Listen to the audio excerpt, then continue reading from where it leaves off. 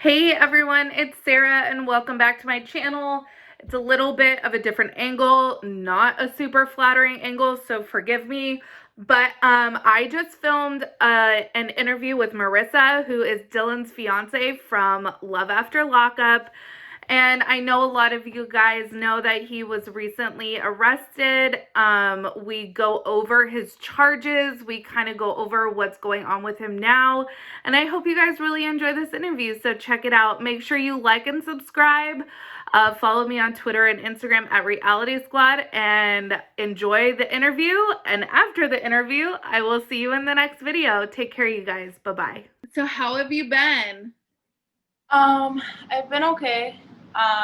Things were a little hard, really hard at first. I mean, they still are, but it's been a week now, and I'm feeling a little more hopeful.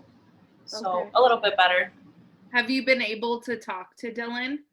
Yeah, he's actually calling right now. I feel so bad declining his calls, but he'll call back. He calls me like 3 times a day. Oh, okay. And I Yeah. won't keep you too long. So just let him Yeah, know. no worries. So so let's go back. So circulating on social media, just I wanted to confirm with you the charges for Dylan. So for everyone watching, we're talking about Dylan was arrested on December 12th, correct? The 10th. Oh, the 10th. Okay. Yeah. And the charges that we see online, I just wanted to confirm with you, were an armed habitual criminal, possession of a controlled substance, and an issuance of a warrant. Or is that Correct. Yeah. So the issuance of a warrant is not really a charge. It just means that a warrant was issued. But the armed habitual and the possession is what he was charged with in bond court. I don't believe he's been indicted yet, but that court will be on the 21st. Okay. So yes, those are the charges that he's being charged with currently. Okay. So my next question was about his bond. It looked like there was a bond set, but I did realize that on his stories yesterday, it was, you guys are hoping he'll come home in March. So what's the story with? So with like the bonds, it's a little confusing. When somebody's on probation, parole, court supervision, they generally put a hold on you. So even if there is a bond, you still can't get out until you see a parole judge or a probation judge, whatever the case is. So he does have a $50,000 D bond, which means $5,000 to post to get him out. But the bond can't be posted until he sees the parole board, and the parole board will tell him that he either has to finish the rest of his parole, incarcerated, or that he will be able to just post the bond. But generally they will, so there's going to be 2 options. They'll either reinstate him or violate him. So we're just kind of waiting for that, and then we'll be able to see when we can get him out. But hopefully by March, his parole will be up, and it will just need to be a $5,000 bond to get him out. Okay. Yeah. It was, I had read in an article online that the armed habitual criminal charge could have him facing up to 30 years in prison. How are you guys dealing with this? How are you feeling about that? So armed habitual is a class X felony. Yeah. That's the worst felony that you can, well, the class of the felony is the worst class. But that charge generally doesn't carry 30 years. So it's a 6 to 30 range. But there in class X, there's charges like armed habitual all the way to murder. So, okay. Yeah. I don't think that it will, if he is found guilty, I don't think that it will ever come to 30 years, Okay. Hopefully, I hope not. Yeah. I'm just gonna say that for all of us, when we were watching the show, Dylan really seemed to have like a solid head on his shoulders. Could you shed any light onto what happened, what went wrong?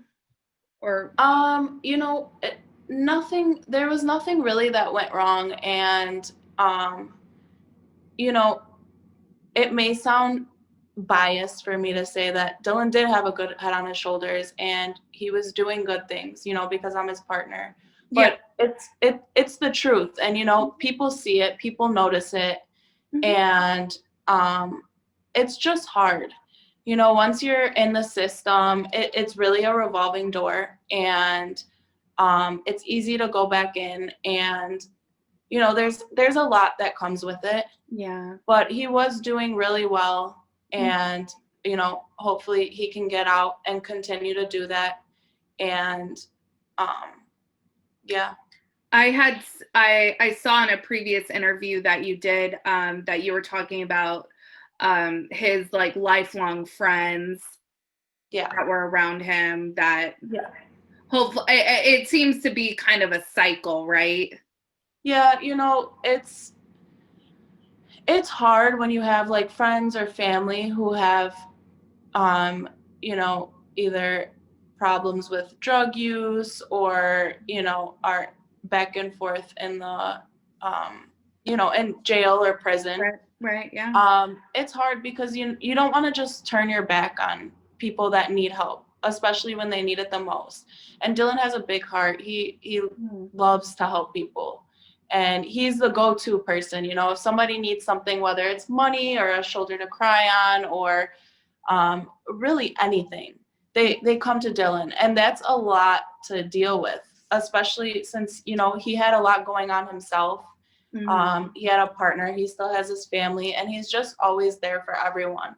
And it's hard to imagine just, you know, being there, being the strong friend for everyone. Yeah. It's hard. Yeah, I definitely for me, I definitely got that vibe when I was watching Love After Lockup that I feel like Dylan has a hard time saying no. Yeah. And Yeah. that might be his kryptonite is that he just can't say no. Yes, Yeah. definitely. Yeah. So one of the things that was also circulating around social media is that his parole or probation status was listed as absconded prior to his arrest. Can you shed any light on that? Like, why was it listed as that? So he was never, I think it's called absconder. He was never, so that means that they don't know where you are. Right. Um, so I've been with him since May, and you know, he's always been doing check-ins and meeting with his parole officer. I believe that's just the parole officer that he had just got switched maybe a month ago, month and a half ago. And she is like a higher level parole officer. The parole officers switch a lot. You know, Mm. you just will randomly get switched, and I think that's just like her title. It that's what I think. But otherwise, it was a glitch in the system or something. But he was never, you know, actually absconder. It's pretty public, you know, where he lives, Well, where he is. in my opinion, I was like, anyone could go on social media and probably Yeah. see where he is. So Right. I wasn't really sure what was going on there. Yeah. Another question I had is, you guys were living together, correct? Yes. Did you have any idea that these things were in your home or? No. You know, I still right now don't know if there was anything here. Right. And Yeah. that's for the courts to decide. We're not going to go down any Correct. road. Yes. Mm-hmm. But you didn't see any nefarious things. No. Down. No. Mm-mm. So how is Dylan doing? I know the holidays are approaching. Yeah. This is really unfortunate. How is he doing? Yeah. You know, it's hard because he built so much for himself, and now, you know, it just fell through his fingers. But he's grateful. He has like me and his mom were here, and I'm really trying my best to kind of keep things afloat for him and myself.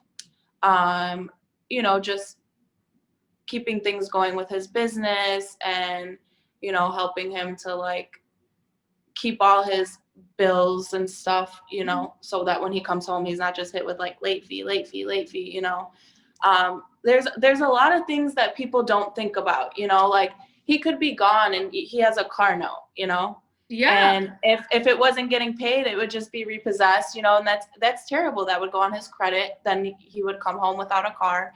It's just things like that. So there's a lot. And I've been doing my best to do it, and he knows that, and he's grateful of that.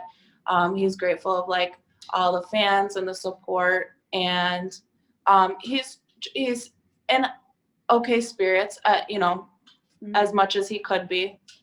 Yeah. Just disappointed, and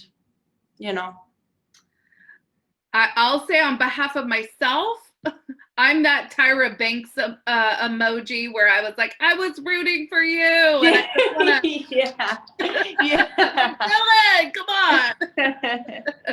I know. How are you doing with all of this?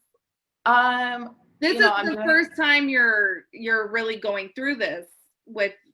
No, I was with Dylan the last time that he had got locked up. Me and him were in a relationship, and we were together. Okay. And I was actually with him that morning, and he told me, he woke me up. He's like, I'll be right back, and never came back.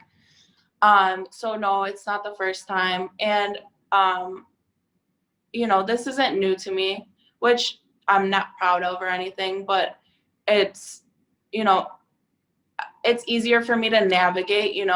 A lot of people wouldn't even know what to do. It's a lot, but so not the first time, but I'm doing okay.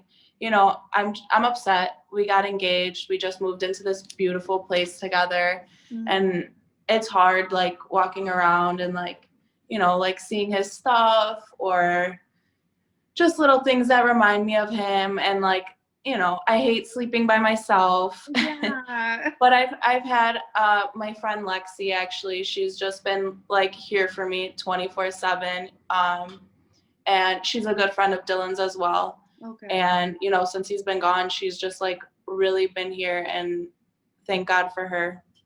Yeah.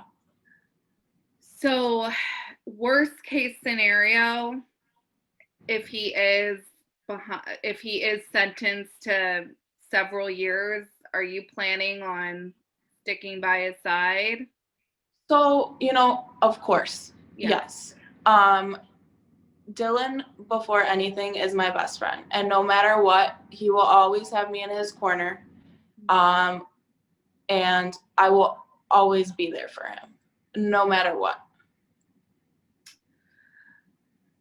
What is the COVID situation? Is he safe? What are they? I've heard in other facilities, people are in quarantine when they first get in. What is his life like? So he went straight to, they didn't have to quarantine or anything, but in the jail that he's in, there's generally, well, at least on his division, on most of them, but on his division, it's going to be 2 floors. And then, so like when they come out for like day room activities or to talk on the phone and stuff, they come out 1 floor at a time. So probably like 10 to 12 people at a time, not a lot. And they don't have bunk mates. It's 1 person per cell. Oh, that's nice. Yeah, it is, but I can imagine it gets lonely, especially when you first get in there, and like, you don't have any books or like paper to write, or anything to do. I can imagine it gets pretty boring. Yeah. But well, jail in general, I'm sure is boring, but redundancy. Yeah. Yeah. So yeah, he hasn't really told me too much else about like the conditions of that. They have to wear a mask at all times. Oh, But one I man mean, sells. good. It's good to stay safe, Right. but Yeah. yeah. Yeah. So one man sells, and then they come out like bottom floor first, and then top floor. Okay. Yeah. Does he have a message for his fans, for the people? We're rooting for him. We're still rooting for him. He's only been gone 5 days. Yeah. So he just wanted me to relay the message. Thank you. Love, support, the prayers. It makes a difference, and it makes him feel supported, and it makes him feel hopeful. Mhm. I'm working on sending him, so he has to wait for like his commissary to come Okay. before he can get paper, but he's gonna send like little notes and stuff that we can post on his Instagram, or like get him like a little journal so he can kind of like blog or something, and I'll be able to Okay. post about that. Yeah. Oh, I know people will love to. Yeah. He is definitely a fan favorite, and I Definitely. think that a lot of people could be judgmental, of course, but we're all human. Everybody makes mistakes, and sometimes we continue to make mistakes, and it's really hard to get out of the system once you're in the system. Definitely. And I know on behalf of myself, I have so much hope for Dylan.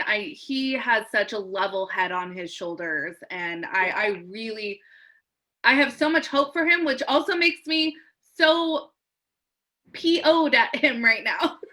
I know, me Yeah. too. But you know what? I'm doing my best to make sure that he comes home this time to like a stable situation. And that's why I'm trying to keep everything in order for him so he doesn't have to come out and have nothing and also a stressful situation on his hands. Well, we know last time it was chaos. Yeah, Yeah. yeah, exactly. Yeah. And I can't even imagine, Yeah. So this time I'm working on, you know, creating, I mean, it was a stable environment, but for when he gets out, that he's not stressing about like, oh, this bill, oh, that, car rent, whatever, just so he can come home, get back into work, and just a smooth transition. Well, I'm wishing the best for him. I'm wishing the best for you. Thank you so Thank you. much for coming on with me Yeah, again of tonight. course. And Yeah. if I don't get to talk to you before the holidays, Merry Christmas. You as well. Please relay that to Dylan as well. And I hope he stays I will. safe and as comfortable as possible.